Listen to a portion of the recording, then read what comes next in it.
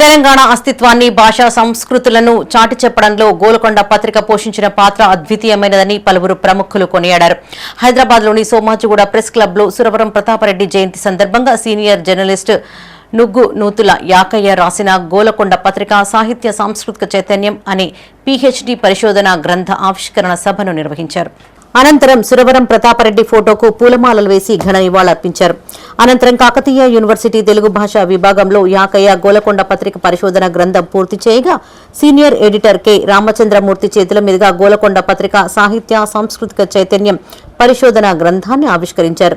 Professor Kodandaram ముఖ్య అతిథిగా హాజరయ్యారు. తెలంగాణ ఉద్యమం, నాటి సామాజిక పరిస్థితులు, పత్రికా సంపాదకీయాల విశిష్టతపైన వక్తలు తమ అభిప్రాయాలను పంచుకున్నారు. రిటైర్డ్ ప్రొఫెసర్ కాత్యాయని విద్మహే ఈ ప్రోగ్రాంకు అధ్యక్షత వహించారు. ఈ కార్యక్రమంలో ప్రొఫెసర్ కోదండరాంతో పాటు Katyayani, senior editor K Ramachandramurthy, press academy మాజీ chairman senior editor Allam Narayana, పుస్తక సమీక్షకులు Gandu Mahender, V6 Velugu state bureau chief Chilla Mallesham, Veekshanam editor Venugopal, ఈ కార్యక్రమంలో కరీంనగర్, వరంగల్, హైదరాబాద్ కు చెందిన జర్నలిస్టులు పాల్గొన్నారు. సురవరం ప్రతాప్ రెడ్డి గారికి తెలుగు జర్నలిజానికి ఏనాభావ సంబంధం ఉంది. సురవరం ప్రతాప్ రెడ్డి గారి పేరున పెట్టిన అవార్డుని సురవరం సుధాకర్ రెడ్డి గారి చేతి మీద ఎందుకున్నాను 10 నెలల క్రితం. అది గొప్ప అనుబంధం. జర్నలిస్ట్గా ఉంటూ రీసెర్చ్ చేయడం విశేషం. యాకయ్య గారు జర్నలిస్ట్గా పనిచేస్తూ గోల్కొండ పత్రిక నాటి సామాజిక పరిస్థితులు, ఆర్థిక పరిస్థితులను అధ్యయనం చేయడం అనేది గొప్ప విశేషం. ఆ పిహెచ్డి థీసిస్ని పుస్తకంగా వేయటం, పిహెచ్డికి గ్రామీణ విలేకరుల మీద. యాకయ్య నాకు చాలా కాలంగా తెలుసు.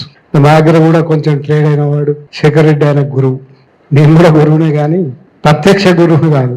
నిజానికి ఇంతకుముందు మేడం మాట్లాడుతూ ఒక మాట అన్నారు, గోల్కొండ పత్రిక, సురవరం ప్రతాప్ రెడ్డి, ఈ రెండింటిని మనం ఎందుకు మాట్లాడుకుంటామని. తెలంగాణ అనే సందర్భానికి ఒక ఉమ్మడి గతం ఉంది. ఈ ఉమ్మడి గతం నుంచి మనం నేర్చుకుంటాం. తర్వాత ఒక వర్తమానం, క్రియాశీలమైన వర్తమానం ఉంటుంది. ఇది మనం ఆలోచించుకోవాలి. యాకయ్య ఈ పుస్తకం వేయడం ద్వారా మనకి గతాన్ని గుర్తు చేసి మన చైతన్యాన్ని నిర్ణయించుకోవాలని చెప్పినట్టుగా నేను భావిస్తున్నాను. తెలంగాణ డిమాండ్ ఎంత న్యాయమైనదో చెప్పడానికి అవసరమైన సమాచారం అంతా ఆ పత్రికల్లోంచి సేకరించి వాదనల్లో పెట్టడము, రాయడము, ఎక్కడికక్కడ అందరూ ఆ పత్రికల్లో రాయడం అనేది సాధ్యమైంది. ఆ స్ఫూర్తితోటే మన యాకయ్య ఈ గోల్కొండ పత్రిక మొత్తం సాకల్యంగా ఈ సాహిత్య సాంస్కృతిక చైతన్యానికి సంబంధించిన పార్ట్ అంతా తీసి సేకరించి ఇవాళ ఈ పుస్తకాన్ని తీసుకొచ్చినారు. వారికి ధన్యవాదాలు.